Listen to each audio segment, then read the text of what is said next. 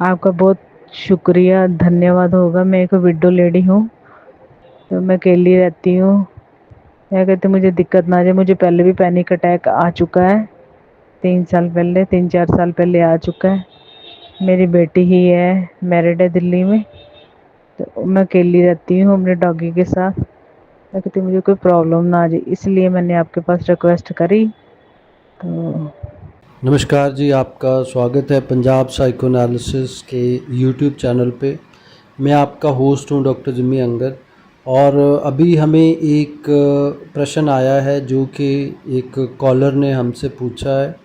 And she is an elderly lady जो कि बुज़ुर्ग औरत हैं और जिनके हस्बैंड की डेथ हो चुकी है, और वो अभी अपने डॉग के साथ में अकेली रह रही हैं। और उनकी जो बेटी है वो शादी करके दूसरी जगह पे है, सो वो अकेली रहती हैं। तो उनका ये कॉल आया था, उन्होंने कुछ इन्फॉर्मेशन हमसे शेयर की है। तो पहले हम उनकी ऑडियो चलाते हैं, तो फिर हम इसमें देख सकते हैं कि हम उनके लिए क्या क्या चीज़ें जो हैं इसमें अभी कर सकते हैं। ये जो ऑडियो हम यूज़ कर रहे हैं ये उनकी परमिशन के साथ में यूज़ कर रहे हैं, ताकि उनका नाम भी इसमें हिडन है और बाकी कोई भी डिटेल्स नहीं है, ताकि हम एज अ केस इसको लेके चल रहे हैं, ताकि अगर आप इसमें सुन रहे हैं इस चीज़ को तो और भी जो मास लोग हैं इसमें, है ना, तो उनको सबको इसका फ़ायदा हो सके। और उनकी परमिशन के साथ में ये जो ऑडियो है ये हम इसको यूज़ कर रहे हैं। हाँ जी, अभी आप ऑडियो चला दीजिए।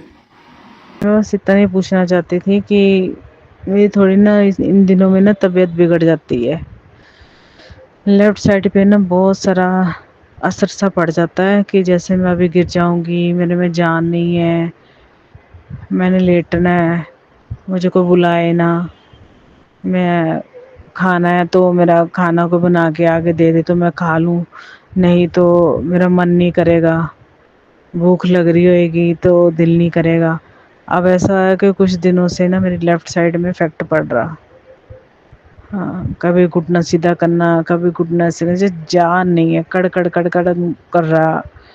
तो पहले नहीं, काफ़ी देर होगी, प्रॉब्लम नहीं थी, इन गर्मियों में आ जाती है। सांस भी काफ़ी चढ़ रहा है। इसके बारे में कुछ बता सकते हैं तो बता दीजिए, कुछ हेल्प कर सकते हैं तो कर दीजिए। थैंक यू, धन्यवाद। ठीक है जी, सबसे पहली जो चीज़ हम इसमें देख रहे हैं कि लेफ़्ट साइड है वो अभी हैवी है थोड़ी सी। तो ये एक चिंता का विषय है। इसमें कोई न्यूरोलॉजिकल कंप्लेंट वगैरह ना हो तो ये हमारे लिए एक रेड फ्लैग है, जिसको हम पहले देखना चाहेंगे कि कोई ऑर्गेनिकली या बॉडी के अंदर तो कोई प्रॉब्लम तो नहीं है इसमें। तो सबसे पहले जो है हमें इसमें रूल आउट करना है कि TIA ना हो, ट्रांजिएंट इसमें अटैक वगैरह ना हो, या साइलेंट कोई स्ट्रोक वगैरह ना हो, या कोई स्ट्रक्चरल ब्रेन जो है अपना लीजन वगैरह ना इसमें पैदा हो। तो पहले तो ये हमें देखना पड़ेगा, जो MRI या CT स्कैन से पहले हम चाहेंगे कि आप एक नॉर्मल जो है डॉक्टर के पास में, मेडिसिन या कार्डियो के डॉक्टर के पास में जाइए, और जो MRI की जो रिपोर्ट है या CT स्कैन करके ये हमें इसमें पता चलेगा कि इसका कोई बॉडी पे रिस्क तो नहीं है अभी। दूसरी चीज़ इसमें ये आ जाती है, जो आपका लेफ़्ट साइड हैवीनेस है तो उसमें कोई फेशियल ड्रूपिंग तो नहीं है, फेस जो है ज़्यादा इसमें लटका हुआ तो नहीं रहता ज़्यादा, या स्पीच जो है वो उसमें आपको बोलने में ज़्यादा दिक्कत तो नहीं होती, जब आप शब्द बनाते हैं तो वो शब्द बन पाते हैं आपके या नहीं।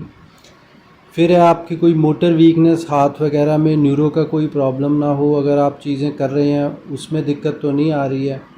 तो अगर ऐसा है तो अपने न्यूरोलॉजिस्ट वगैरह जो डॉक्टर हैं उनको भी आपको इसमें दिखाना पड़ सकता है, जो बेसिकली आपका MRI या CT स्कैन करेंगे। तो अगर आप पहले आप एक जनरल डॉक्टर के पास में जाके जो ऑर्गेनिक कॉज हैं, जो बॉडी की वजह से दिक्कत हो सकती है, पहले आप उसको रूल आउट करेंगे। ठीक है, साइकेट्रिक एक रूल है कि नेवर डायग्नोज अ कन्वर्जन और a somatic condition in an elderly patient until through organic neurological workup is completely clear. तो जैसे ही ये क्लियर होता है उसके बाद में हम कोई भी अगर मानसिक समस्या है उस पर हम देख सकते हैं चीज़ों को।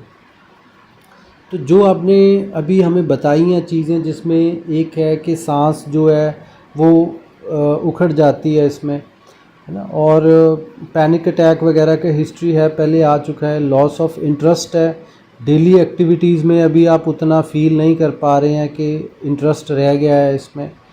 और आपकी बेटी भी आपके दूर रहती है, सिर्फ एक ही साथी है अभी आपका जो डॉग है वो आपके साथ में रह रहा है। और कंसंट्रेशन इश्यूज़ वगैरह जो इसमें आ रहे हैं, तो इसमें हो सकता है कि कोई डिप्रेसिव एपिसोड हो, डिप्रेशन का जो हमें लग रहा है।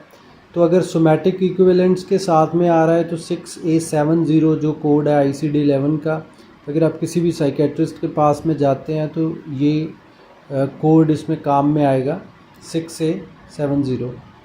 और ये मैं क्यों इसमें हम बोल रहे हैं, मेजरली इसलिए बोल रहे हैं कि एक तो लॉस ऑफ इंटरेस्ट है, कंसंट्रेशन में प्रॉब्लम है, हैवीनेस वगैरह आ रही है लिम्स में एक साइड में, और सेकेंडरी जो है पैनिक अटैक्स वगैरह का जो हिस्ट्री है पहले।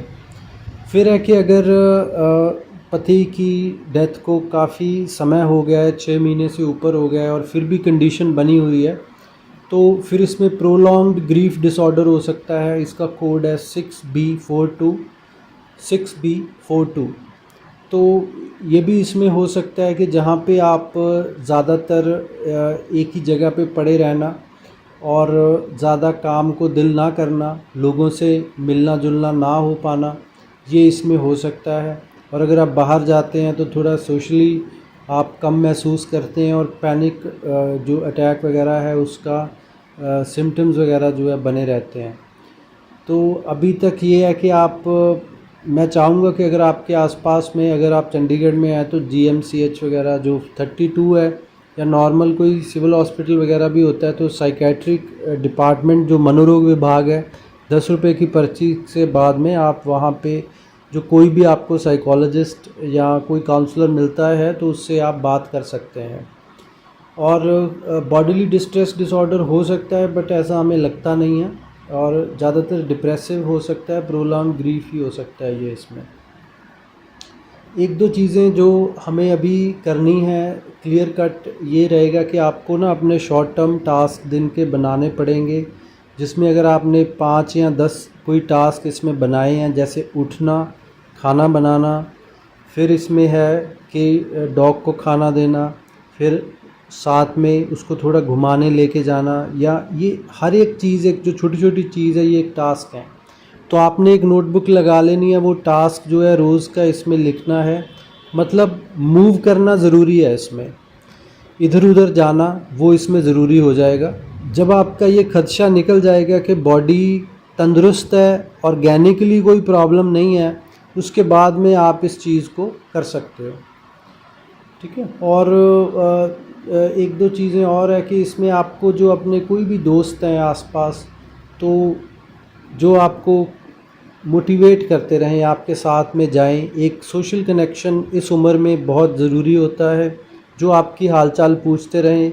अगर बेटी है तो वो रोज़ अगर कॉल कर रही है, या 1 या 2 बार ज़रूर दिन में कॉल करे, तो उसमें क्या है कि आपकी जो मोटिवेशन लेवल है वो बना रहता है।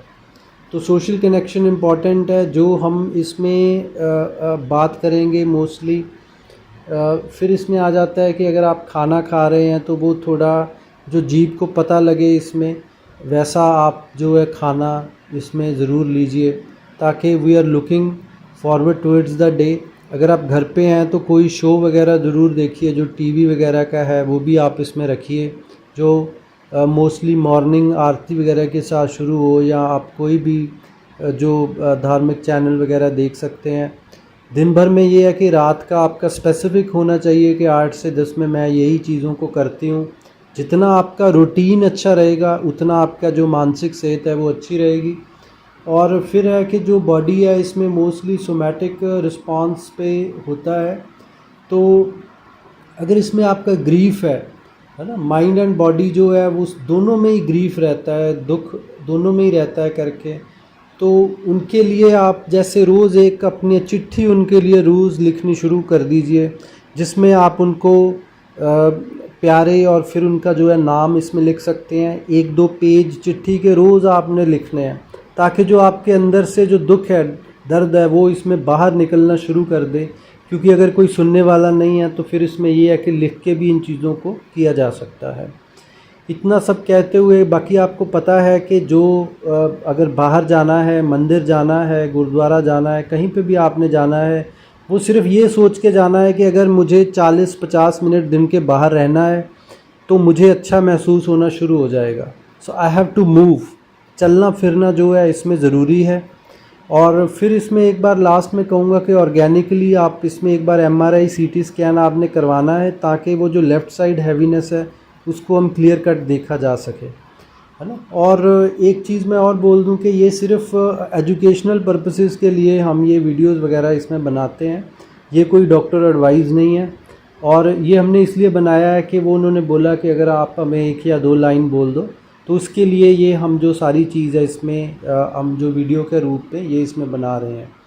और जो क्लियर कट होगा, अभी आपने जो आपके पास में साइकेट्रिक हॉस्पिटल वगैरह है, तो वहाँ से कुछ समय के लिए साइकेट्रिक मेडिसिन वगैरह भी आपको लेनी पड़ सकती है, तो उसमें घबराने की ज़रूरत नहीं है। उसमें 1-2 गोलियाँ होंगी, अगर आप लेते हैं तो आप ज़्यादा बेहतर फील करोगे।